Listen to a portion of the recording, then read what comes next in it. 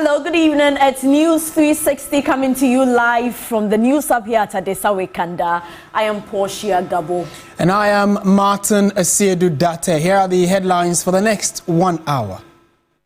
News 360 headlines is brought to you by FunMilk Paint, Pepsodent Charcoal and Pepsodent Herbal. President John Dramani Mahama orders the Attorney General to immediately investigate volumes of reports submitted to him by Operation Recover or Loot, the oral team, and prosecute all who are found culpable. 7-member ad hoc committee probing the appointment committee chaos has brought its work to an end without the input of the minority.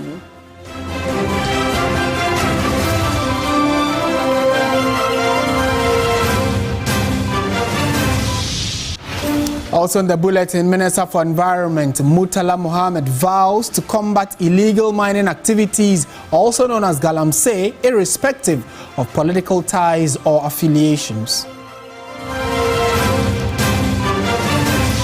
In business news, new Bank of Ghana report reveals domestic petroleum revenue recorded in second half of 2024 saw sharp decline by 62.6%.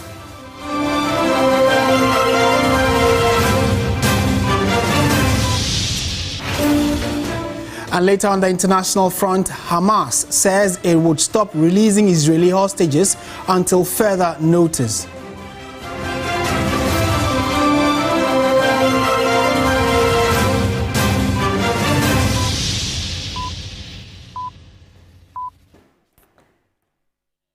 We have details of these stories coming up in the next 1 hour. Do stay with us. Let's dive right into it, and we are starting from the seat of government, where President John Dramani Mahama has ordered the Attorney General to immediately investigate volumes of reports submitted to him by the Operation Recover or Loot, that is the oral team, and also prosecute all who are found culpable.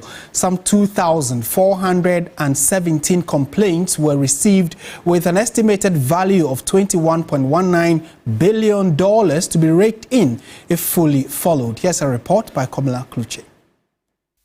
Volumes of documents in what remains the president's flagship commitment to retrieving what is due the state in the hands of many who should not. For 53 days, petitions were received via phone calls, emails, and in some instances personally handed over to the committee. We've also done an estimate of the state capture, the lands. If we successfully ask people to pay conservative market value for the lands they have looted, again, the experts are telling us that we can recover about 702.8 million United States dollars for the Ghanaian people. That's if we just ask people, those who were paying 42,000 cedis, 120,000 cedis, 160,000 cedis, to pay the fair market value. Those are lands that $500,000, $600,000, you will even struggle to get cantonments land at that figure. President John Mahama's marching orders were swift.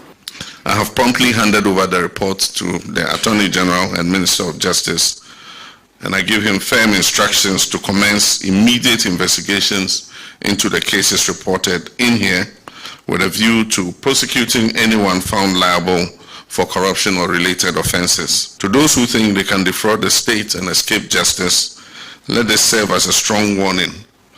Ghana is no longer a safe haven for corruption. The government has received a gamut of praise for oral, but equally condemnation from mostly the opposition. The committee says they remain resolute in the face of the many unwarranted attacks on them, with $21.2 billion expectant to be retrieved. Does it not remain almost impossible? Former Auditor General Daniel Domelevo disagrees. I don't think it is such a difficult task. It depends upon the method and the approach that we are going to use.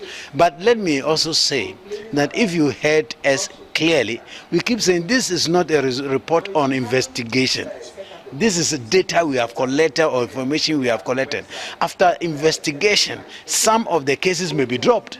Allegations of settling personal scores emerged over the composition of the team, Raymond Acham, says despite his options as the Deputy Executive Director at Yoko in charge of operations, he remains resolute on his official mandate. A lot of people actually think that what is going to happen is based on the information we have just received from the public.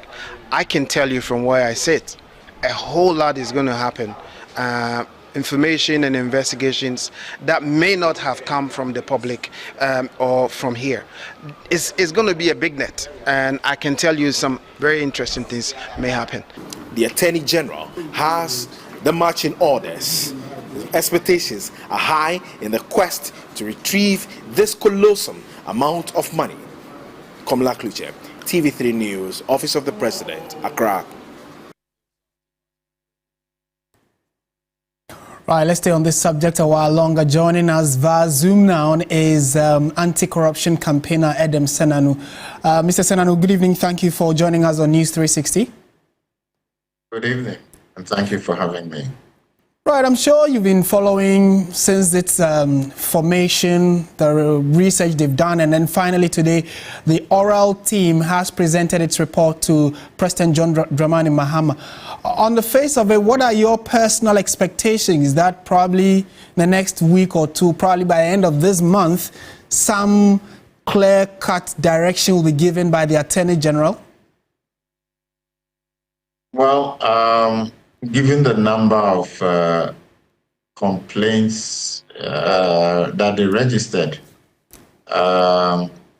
potentially I think it probably take them more than 2 weeks to have sieved through everything. But yes, by the end of the month, it should be possible for them to give us some feedback on whether there are some things that are actionable, for which they think they're going straight maybe to court. Also those which they are going to assign to other agencies whose mandate covers the specific issues or cases that have been provided to them. Yeah, it should be possible that by the end of the month, a certain sense of the direction that the AG will take on these cases will be provided. There are already criticisms of what to expect. Some say, like we say in the local parlance, Enkusife, on the back of the fact that other institutions like the Office of the Special Prosecutor and other state agencies, anti-corruption state agencies, have over the years found cases, investigated, and in some occasions, or on some occasions, gone to court, but very little to nothing is seen at the end of the day. What is your level of optimism about the oral team and the kind of dossiers they've presented to the President and the Attorney General, that is? Well, I think it's important to state that going to court is always the last resort. If you can engage and use other mechanisms to retrieve assets, resources, that's the best way to go. Indeed, for most anti-graft campaigners and persons in the space, we know that it is better to do prevention, it's better to do retrieval without prosecution than to get into prosecution where it's a long process, a lot of resources involved, and it's not always the one that brings you the best results. So I know the public tends to think that winning cases in court and rulings against people is the ultimate. But no, I think that we need to look a little more carefully, very nuanced look at the outcomes.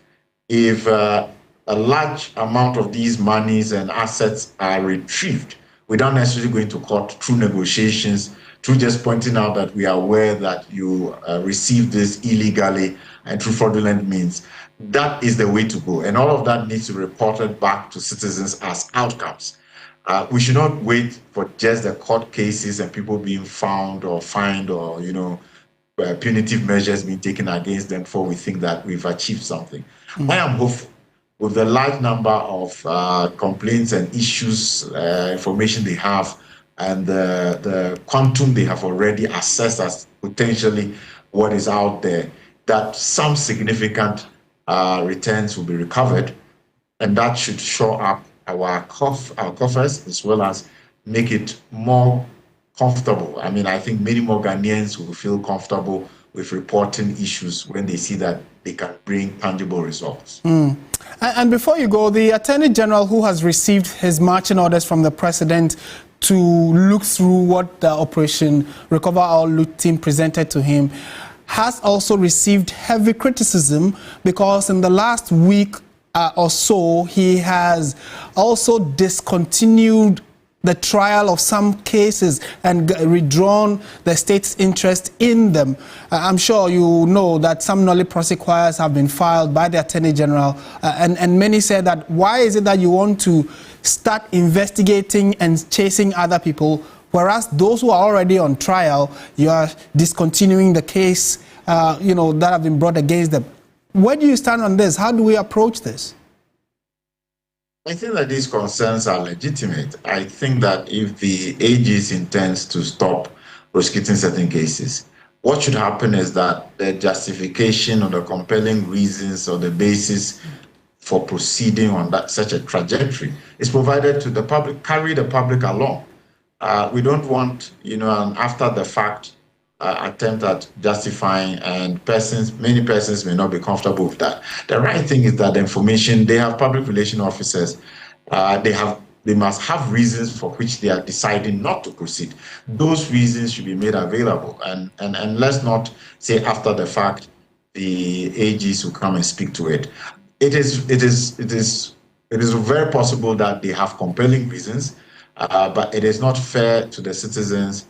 It is not comfortable given the fact that we have oral and those processes going on. I think these are legitimate concerns, and we should slow down a bit on this. Let's provide the information. Let's carry citizens along. Let's not just seemingly take these actions and then come back later to try and provide reasons for them. Right, Mr. Senanu, thank you for making time to speak with us this evening. He is the co-chair for the Citizens Movement Against Corruption, an anti-graft body. And what do you also make of this particular development of the President receiving the report from the oral team and handing it over to the Attorney General to immediately start looking through it? Also, we would see if we can get one of the members of the committee, the oral committee, Martin Pebu, to pick his thoughts on what the way forward is regarding now that they've submitted their report. Does that mean the committee is dissolved, or they still have some role to play regarding this? When we do get Martin Pebu on the line, we'll put a few questions to him. Let's now go to Parliament, where the 7-member ad hoc committee probing the appointment committee chaos has brought its work to an end without the input of the minority. Work of the committee has faced challenges after the minority questioned the impartiality of its chair while demanding a reconstitution of the membership to allow for full participation. Mawena Edeta reports the committee will next submit its report to the plenary. On the final day of public hearings, Chairman of the ad hoc committee would read a letter by the minority leader, Apenyo Markin, officially announcing their recusal from the committee proceedings. I write to inform you that I have submitted a memorandum to the Right Honourable Speaker on behalf of the Minority Caucus regarding concerns surrounding your continual chairmanship of the ad hoc committee's proceeding.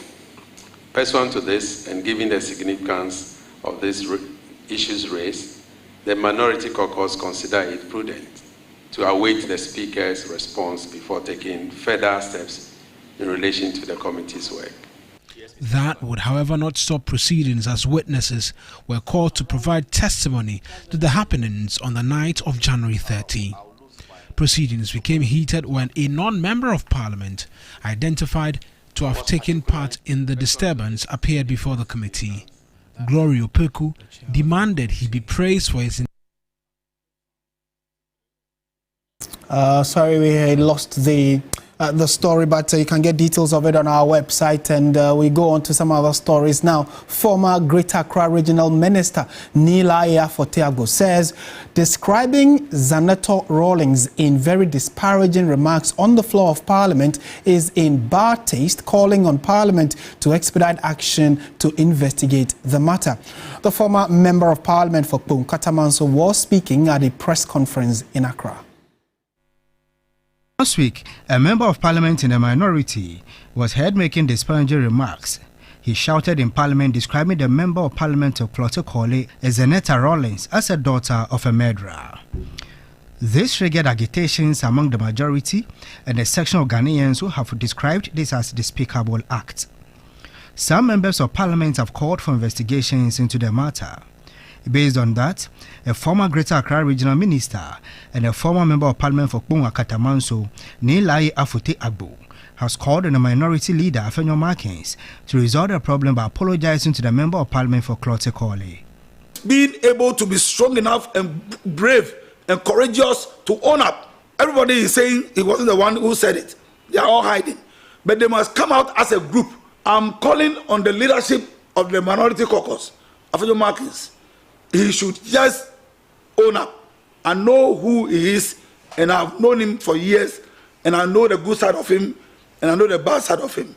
This wouldn't be a problem for him to come out, to say, speak on behalf of the minority group, so that to be on record.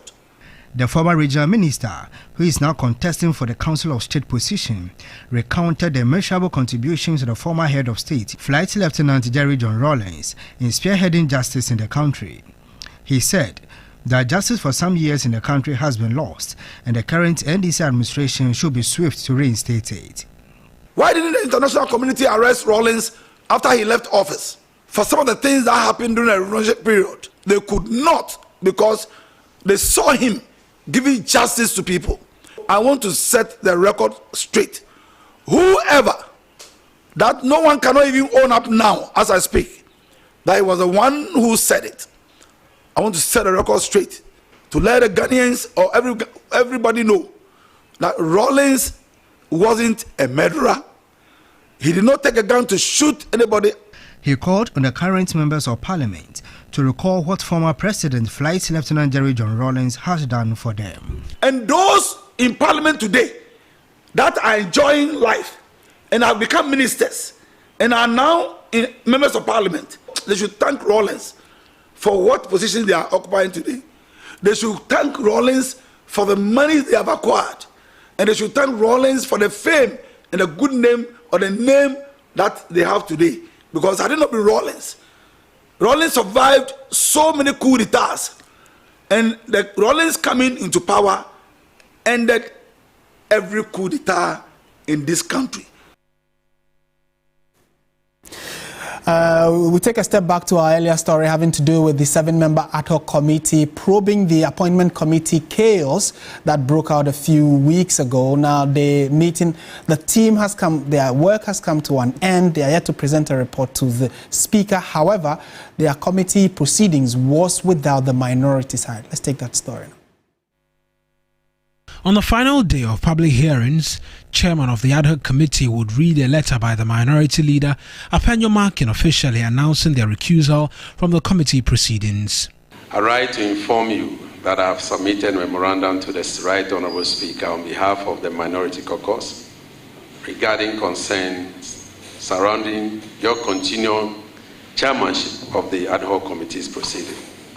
Pursuant to this, and given the significance of these issues raised, the minority caucus consider it prudent to await the Speaker's response before taking further steps in relation to the committee's work.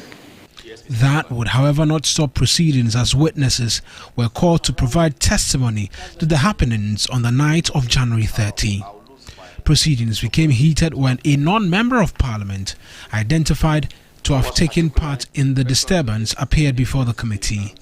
Glory Opeku demanded he be praised for his intervention, insisting he partook in the actions to protect public property, a position the committee would not countenance. Mr. Chairman,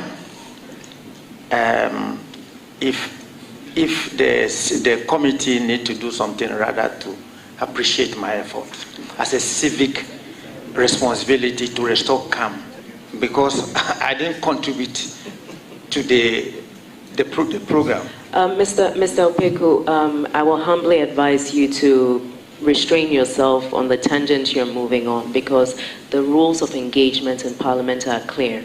Longest-serving member of the current parliament, Collins Dauda, would demand urgent reforms to return civility to the legislature. We have never witnessed this before. Even though it is bad, but it's an opportunity for us to learn. Let's draw lessons from it. Let's not focus only on the negatives. What can we do to improve parliamentary democracy going forward? Speaking to the media, Chair of the committee, Emmanuel Bedra, said they will present their report. We'll be meeting this afternoon to look at the report and see how best, whether it will be presented tomorrow or not. But we requested for additional 2 days. So I'm hopeful that Speaker will give us the 2 days. We will present the report, whether minority or no minority will present the report. Members of Parliament were here. You've watched the videos, and you can attest to the fact that the videos are evident enough to tell us those who were involved. We're not to witch hunt anybody, but we're to just identify those who were involved. So we don't need anybody to even tell us. We don't even need public hearing in any case, but just for the world to know that, yes, indeed, we had this meeting, that's why. It remains to be seen the reception the majority report will receive, as many continue to demand strict sanctions over the happenings on the night of January 30. In more news tonight, a total of 155 personalities from 16 regions in the country have filed nominations to contest slot in the Council of State elections slated for tomorrow, February 11. And the election is to elect one representative from each region of Ghana. We understand there are 145 males and 10 females contesting. Now, this election is not open to public voting, but through an electoral college made up of 2 representatives nominated by each District Assembly. Now, these are the members of the Council of State. One person who has previously held the office of the Chief Justice, one person who has previously held the office of the Chief of Defence Staff of the Armed Forces of Ghana, one person who has also previously held the office of the Inspector General of Police, President of the National House of Chiefs, and 11 other members appointed by the President. And they will consider a bill which has been published in the Gazette or passed by Parliament if the President makes such a request. Remember, Articles 89 to 92 of the 1992 Constitution sets up the Council of State to counsel the President in the performance of his functions. They will also consider and advise the President or any other authority in respect of any appointment which is required by this Constitution or any other law. The Council of State may also, upon request or on its own initiative, consider and make recommendations on any matter being considered or dealt with by the President, a Minister of State, Parliament, or any other authority. So TV3 will be present tomorrow to give you an update on the elections.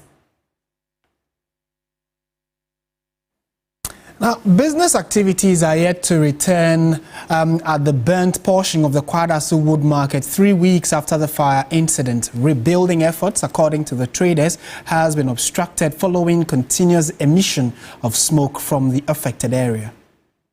It's been 22 days since fire swept through over 100 wooden and container shops at the Kwadasu Wood Market in Kumasi.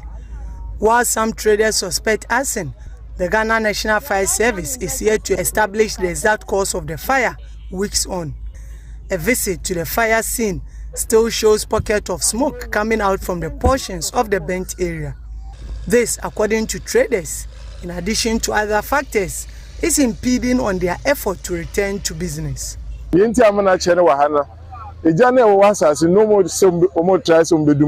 reason for the delay in rebuilding is because the heat on the ground can spark another fire. We've so far spent about 30,000 Ghana cedis just to douse it completely, but smoke keeps coming out. Sunday evening's downpour has helped a little, but we need to be 100% sure before we start redeveloping this market.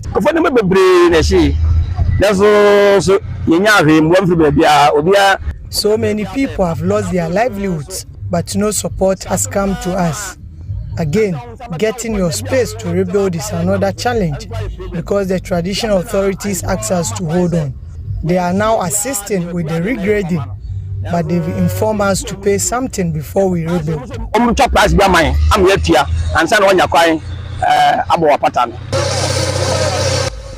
With the support of the traditional authority in the area, the traders have begun regrading the land to clear all the sawdust on the ground and pave way for the rebuilding of the wood market.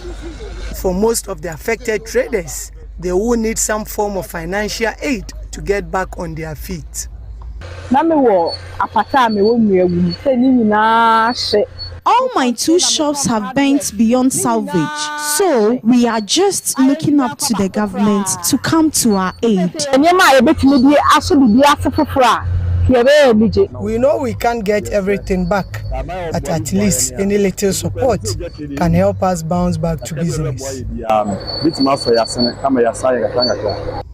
The Kwadaso Municipal Assembly has hinted of its involvement in the rebuilding process for proper planning to prevent reoccurrence of the fire incident. For most of the affected traders, life is gradually becoming unbearable after losing all their investment in the fire. They are anxiously waiting to return to business, but this will be easier and faster if they get some support. Ibrahim Abubakar, TV3 News, Kwadaso, Ashanti Radio. And traders have started counting their loss after a wildfire ravaged part of the Techiman market Sunday, February 9. The incident is the second in 4 weeks, stripping traders of their investment worth millions of Ghana cedis. A devastating fire on Sunday night razed close to 200 wooden structures, causing significant loss to goods worth millions of Ghana cedis. The incident is the second in 4 weeks, stripping traders of their investment.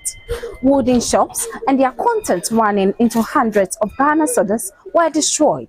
The fire occurred when trading activities had come to an end. Personnel deployed from the fire service had a tough time putting out the fire. Affected traders revealed that their goods were given to them on credit, a situation that will make repayment difficult. It is low. We go for loan for the 1,000. First, at first, I used to work with my own money, but I had an accident which stripped me of all my capital, and now I only depend on loans to do my business.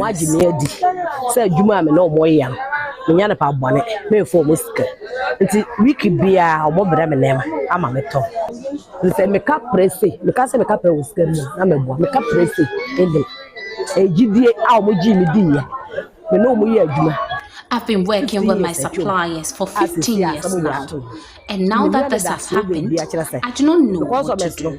I'm very hopeless.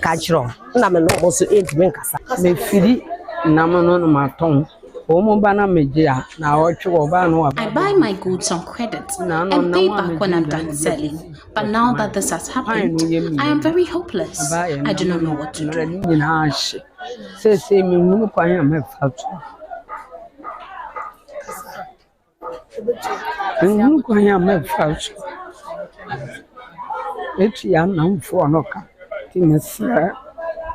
I'm pleading with the government of Ghana to come to my aid, else I cannot take care of my child who is in the university.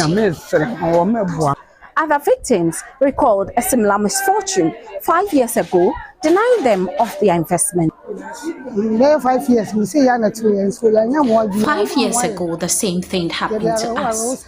Until now, we've still not gotten any help from government. And so this time, we are pleading with the government to come to our aid. The same problem we face here. In 2019, we had a similar experience. Until now, we've not gotten any help from government. We are pleading that this time, government will come to our aid. Let's now go to the Upper East region, and dozens of people were injured when gunmen ambushed the commercial bus in Binduri near Boku. The bus moving from Boku to Bogatanga was under military escort when the gunmen attacked on the highway near Bazua. The injured, which police sources are yet to put a figure on, have been transported to health centers in Boku as security forces intensify control over the area. Castro Sanyala is our correspondent and joins us. Castro, thank you so much for your time. We know that this attack happened in the morning. What more have you been able to gather? Right, Portia, we gather that one of the victims has succumbed to his injuries. that is one of the 7 people who we now understand were injured in the attack, has succumbed to his injuries. We also understand that the police and the army have increased patrols, especially where that incident happened, and the rest of the Boko municipality, to ensure that people are able to go about their activities. That was in the early part of the day, and later this evening we understand that a lot more patrols are ongoing, especially on the highways and then also in the inner parts of the township.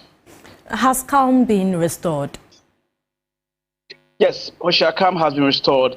And I just got off the phone as we continue to report from safer grounds. I just got off the phone with sources both in the police and military who tell me that they've taken over control of the town, and they've been able to make sure that other planned attacks that were in the offing have been nipped in the bud, and going forward things will be safe, and they hope that they will be able to maintain that momentum to ensure that people are able to go about their activities, especially those in the inner part of the town who will be traveling to places like Bogatanga and other places are safe to go about their activities. For sure, we also understand that following the attack earlier today, there have also been some reprisal attacks in neighboring Wulugu, just a few kilometers from the regional capital, Bogatanga. I would understand that the security agencies, that is the police and the military, are on top of the game to ensure that the reprisal attacks there too are nipped in the bud, so that people, especially innocent citizens and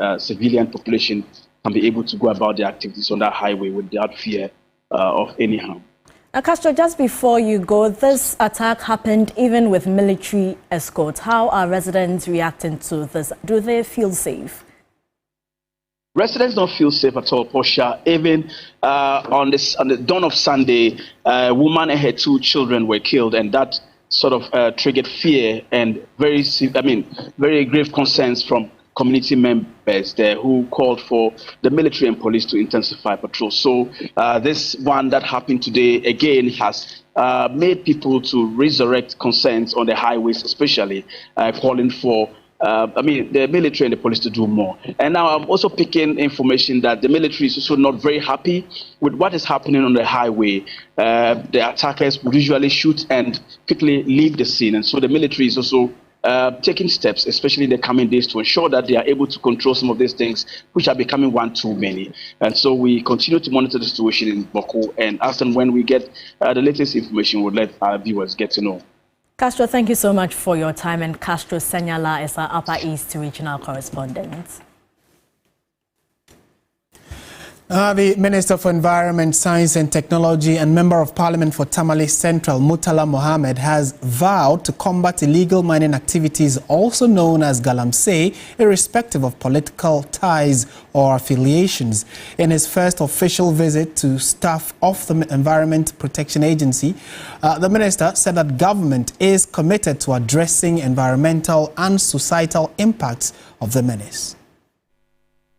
Illegal mining has assumed unprecedented levels with destruction of forest reserve and pollution of water bodies. Moves by government and other interest groups to protecting the country's forest reserves against illegal mining yielded little. In his first official meeting with members and staff of the Environmental Protection Agency, Minister for Environment, Science and Technology, Murtala Mohammed, underscored the need to prosecute offenders to serve as deterrent. Galamsey is a problem because of the danger it poses to our environment. And then you have a whole ministry and its agencies who are not even participating inside. And that is what we will do different. 2, we are going to walk our talk. It doesn't matter who is engaged in Galamsey activities, whether you belong to NDC or MPP, as long as the president has given us his absolute authority that deal with those who are violating our laws as far as the sustaining our environment is concerned. And we have to do that. We need to look at alternative sources of livelihood. How can we do that? How do we deepen the sensitization and education? He also called on Ghanaians and the media not to shy away from bringing to light any person found to be engaged in illegal mining. Well, as far as I'm concerned, anybody, I'm not aware, maybe except that you know that there are some party executives who are. But one thing I can tell you without any doubt, the former Minister for Local Government, Ajia Ali Mahama, engaged MMDCs and said, and I quote, that was 2018, that we know those of you who are engaged in Galamsey and we shall come for you. They never went for them. We will go for them. The minister meeting with the staff offered him the opportunity to address concerns bothering them. You're still watching News 360 on TV3. Stay with us. We have many more stories for you after the break.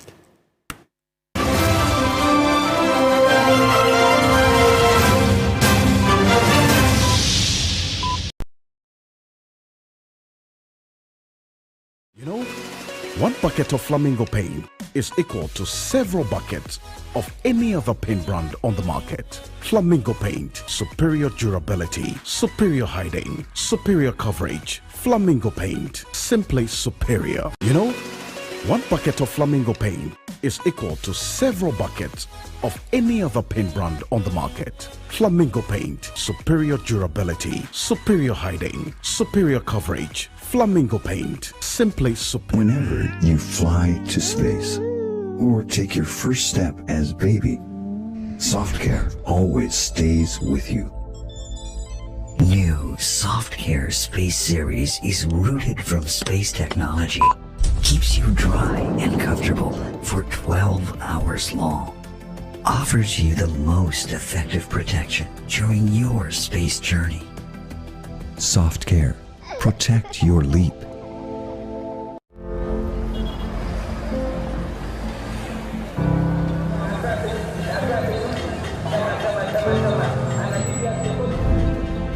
There's no feeling quite like wanting something.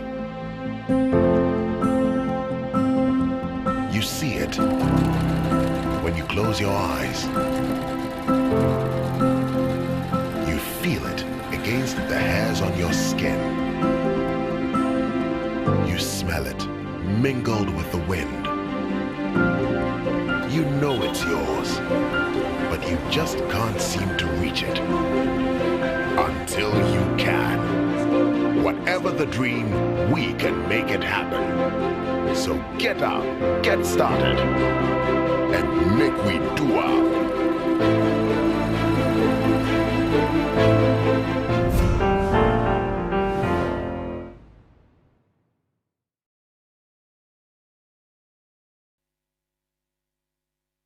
The business segment is brought to you by MTN. West Hills Ridge Property, Eden Heights.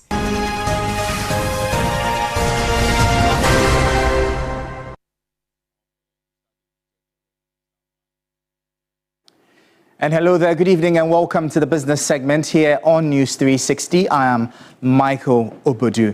Now, Ghana's petroleum revenue declined sharply by 62.63% in the second half of 2024, falling to $517 million from about $840 million, according to the latest Petroleum Funds report by the Bank of Ghana. Now, despite the drop, total annual revenue hit a record $1.3 trillion, the highest since oil production began in 2011. Ghana's petroleum revenue saw a sharp decline in the second half of 2024, dropping by over 62% to $517 million, according to the Bank of Ghana's latest Petroleum Funds report. Despite this, total annual revenue reached a record $1.3 trillion, with key earnings coming from crude oil liftings, corporate taxes, and surface rental fees. The report highlights $369 million from 5 crude oil liftings and $144 million in corporate taxes. Meanwhile, $454 million was allocated to the Ghana Petroleum Funds, with $136 million going into the Ghana Heritage Fund and $318 million into the Stabilization Fund. However, oil production continued its downward trend, prompting the Public Interest and Accountability Committee (PIAC) to call for increased investment in exploration data and regulatory reforms to attract fresh capital into the sector. PIAC warns that without such measures, Ghana's long-term energy revenues could be at risk. The Ghana Chamber of Construction Industry is urging the government to introduce to incorporate a smart city framework into its railway development strategies. According to the Chamber's Chief Executive Emmanuel Cherry, integrating smart city concepts could help mitigate the effects of congestion in the capital Accra, which continues to impact productivity and the overall efficiency of the country's workforce. He emphasized that such an approach would not only ease urban pressure, but also stimulate economic growth by driving development beyond the capital, fostering more balanced regional advancement. Ghanaian workers are suffering because of what? The lack of decent accommodation within the country. So therefore, workers are moving outside the city. Meanwhile, their offices or their workplaces are in the central business, the center of the city. So therefore, by the time they get to work, half of the day is already gone. It's a challenge. Whilst the government is trying to open up the country to railway transport, let's take advantage and then begin to have smart cities across the various localities, various tacit points. Based upon that, we know within some shortest possible time, you are in the your destination. Within 2 minutes, you are at your destination. And based upon that, I'm telling you, from here to Pankada, we can have a number of cities, smart cities across board.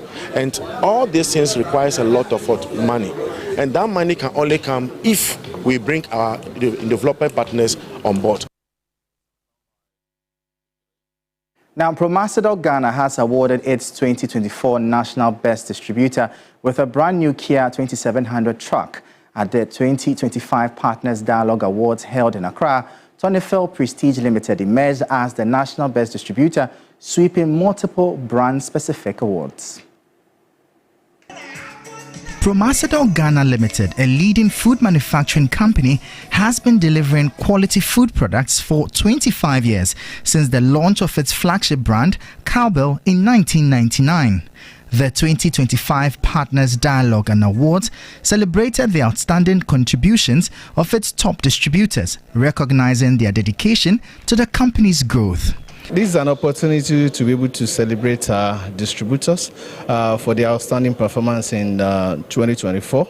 Last year was a very exciting and challenging year, and we felt that we need to pat them at the back so that we can motivate them to do better in 2025. Then also we assure them that we'll continue to provide for them quality food products, not just for the distributors, but to our esteemed consumers out there. And we believe that if we continue to do this, the sky is not our limit, but our starting point. The top prize was a Kia 2700 truck, while the first runner-up, Maltima Enterprise, received a cash prize of 86,000 cedis. The second runner-up, PK Anos Enterprise, was awarded with 57,000 Ghana cedis for their exceptional performance. Money that we have won will go a long way to help to bring about growth into it, because we need money to grow this business, and the money that I've got will help me to increase the sales of my business, and the advance especially will help me to conquer a lot of territories in Greater Accra and beyond. FunMilk Ghana has rewarded students from various schools in Accra for their participation in the FunMilk School Caravan. This is an initiative aimed at promoting healthy snacking options and proper waste disposal habits among children. The program launched in 2019 is in line with Danan's One Planet, One Health ethos, which emphasizes the interconnectedness of the planet and human health. The challenge, which ended recently, saw students from 50 schools in Accra competing to collect the most FunMilk wrappers and promoting good snacking options and proper waste disposal habits among their peers. At an award ceremony held at the Association Community Model Basic School, the sales director of FunMilk Ghana, Ayodeji Adewale, said the caravan is as a result of the company's commitment to good snacking among school children. First, we manufacture healthy products which the children can snack on, contributing, to their health, and they can also have access, to the daily nutritional requirements and the vitamins, that they need. Therefore, marrying this alongside, proper sanitation and a cleaner environment was essentially what inspired, us to launch this initiative. Marketing manager Yaudako mentioned the company's plan to ensure the collected wrappers are properly recycled.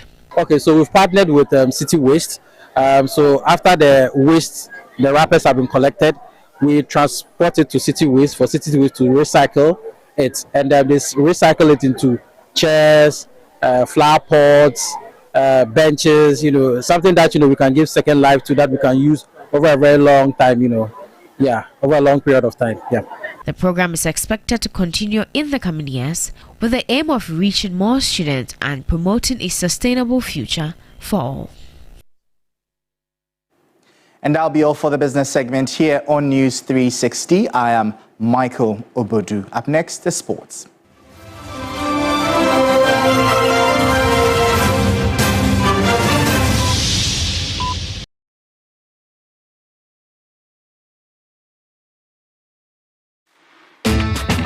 Slam. Set your style anywhere in the world by breaking all the rules. Shout with all your soul and sparkle with 1,000 blaze. Pick a color what suits you best and launch the slam movement, yeah. Be someone who lets the presence felt, who dares to get a hold of the here and now with no fears and make our way to tomorrow, tomorrow. Join me, let's do this with the slam. Peace and quiet.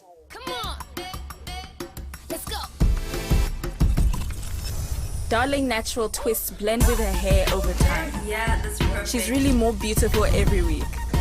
Darling natural twists get better every day, just like you. Medin di Salome na emrebi etwemu no na mekwafuom ekopeja ansa na mayeduane ama mebusua na ewusie ne hayen papa. Dr. Treyen say ewusie ne hayakuma Jahrawa any yenni. Baby, I'm no watch it on and so. Now we see it semi customers and no pia. Mrs. Fridja, I'm a shot said the gas and woman Gianno. Jabra was a sankasa. Japomudi etumpong.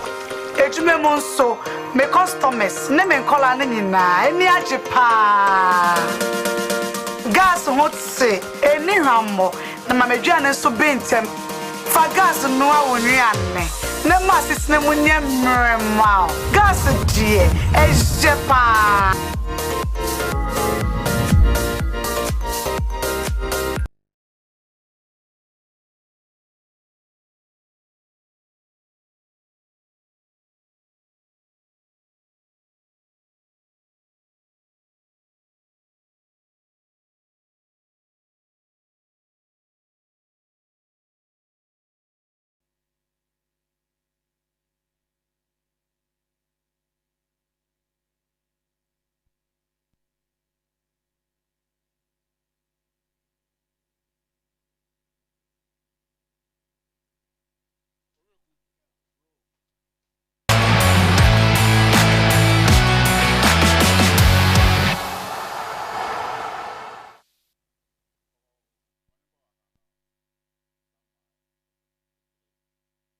Hello, good evening and welcome to News 360, where we'll be talking about the sports here. We'll start off from the Minister of Sports and Recreation, Kofi Adams, who has hit the ground running after officially assuming his role.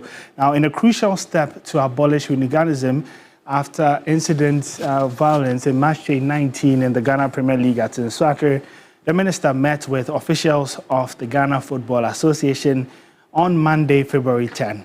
The crunch meeting comes after President John Dramani Mahama admonished the minister to commence reforming sport in Ghana by engaging with the Ghana Football Association.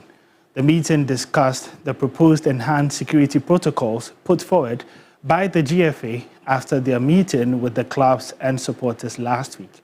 The Ghana Premier League, however, is suspended temporarily and until further notice.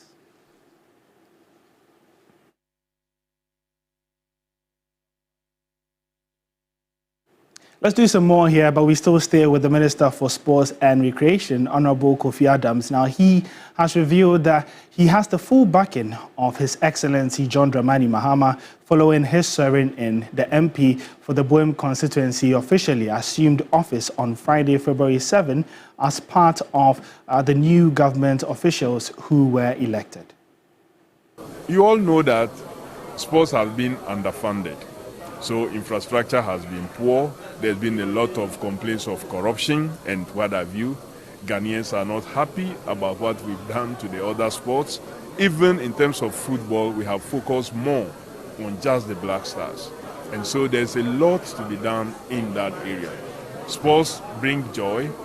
Sports is big investment. It grows GDP in many other countries. And so we're going to do that and going to make sure that Ghana gets back to its position on the continent and beyond.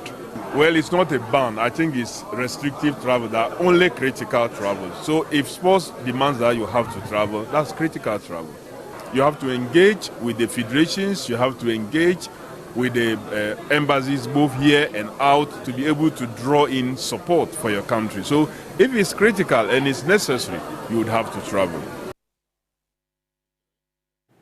Well, let's head to Europe now, where Manchester City boss Pep Guardiola has cautioned his side ahead of the first leg of the UEFA Champions League playoff tie against Real Madrid on Tuesday. Manchester City only narrowly made the playoff round in the last day of the league phase after surviving a scare from Club Brugge to beat the Belgian side by 3-1. City are hoping to survive their latest test against reigning champions Real Madrid. We have a good result, bad result. But we won 4, draw 3, lost 1, but at the end it was 2-2, go through. So in terms of the last decade, years, yeah, maybe, because it's not normal to play in the same rival all the time. But in terms of history, Champions League, at the end we cannot compare, to be honest. So against Madrid or Bayern Munich or Barcelona or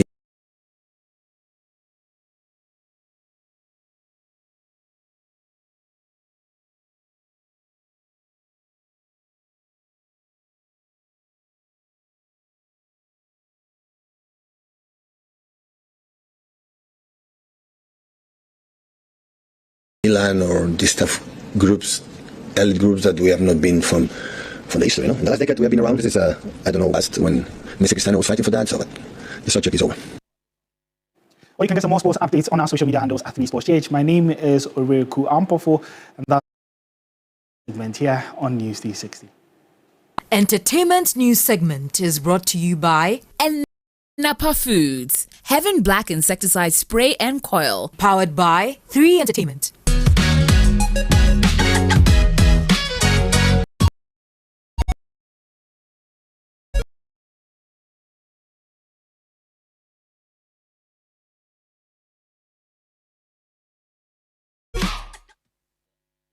Successfully launched the jet in Accra. This exciting initiative is set to position Ghana as a key epicenter for tourism, trade, investment, and strengthen the country's connection with its global diaspora. The strategic partnership between the National Folklore Board of Ghana and the City of Norway paves the way for an annual festival that would highlight Ghana's vibrant tourism potential. Over 2 days, the event will serve as a platform for meaningful engagements in Norway, featuring a diverse range of activities designed to showcase Ghana's tourism ecosystem, arts and culture, as well as trade and investment opportunities. These collaborations that we do assist the people in the industry to learn how to market this our cultural heritage and how to also do packaging so that they can be appealing to the international community. So our motive is to create international platform, a market for the industry players. Speaking at the launch, Minister of Tourism, Culture and Creative Arts, Madam Ablaji Fagomashi, emphasized that the project aligns with the vision of President John Dramani Mahama's government to establish Ghana as a global cultural hub. I firmly believe that these initiatives contribute significantly to Ghana's creative arts economy because it provides our artists and cultural practitioners with new opportunities to thrive and expand their reach beyond our borders. Again, it fosters innovation, creates jobs, and attracts investments.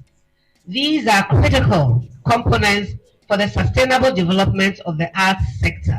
This project, ladies and gentlemen, also aligns with a broader vision of His Excellency President John Dramani Mahama's government to position Ghana as a global cultural hub. And away from Ghana, U.S. rapper Kendrick Lamar made history as the first hip-hop artist to headline the halftime show solo. His dynamic performance showcased hits like Humble, DNA, and the 2024 debut track Not Like Us. Hollywood stars filled the stands, turning the event into a star-studded spectacle that seamlessly blended sports, music, and politics. Music.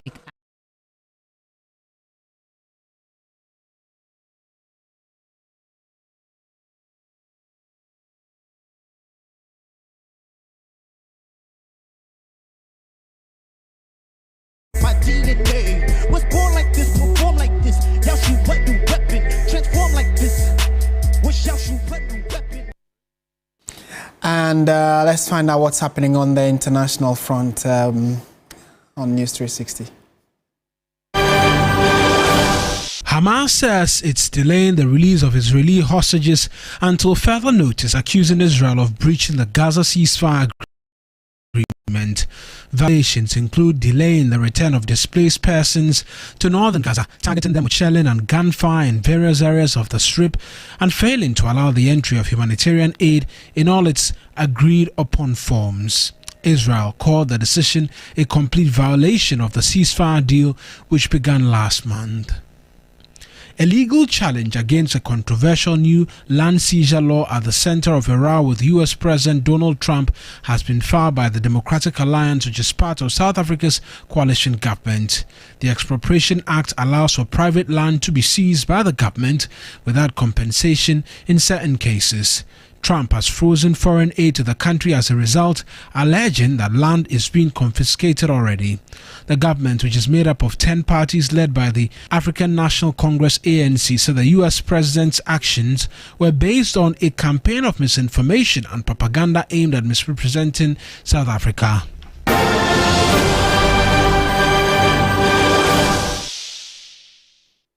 And that's how we bring the bulletin to an end. Thank you so much for watching. I am Martin Esiedudate. And I am Portia Gabo. Do join Alfredo Cancer at 10 p.m. for Ghana Tonight. Good evening.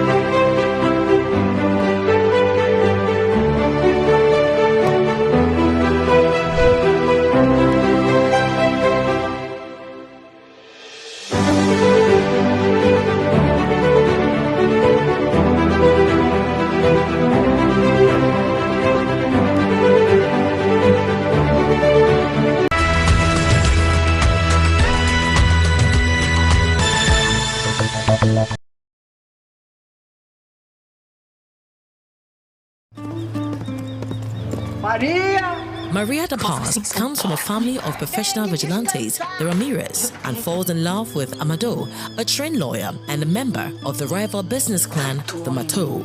Facing the hatred nurtured by their families for decades, Maria Da Paz and Amado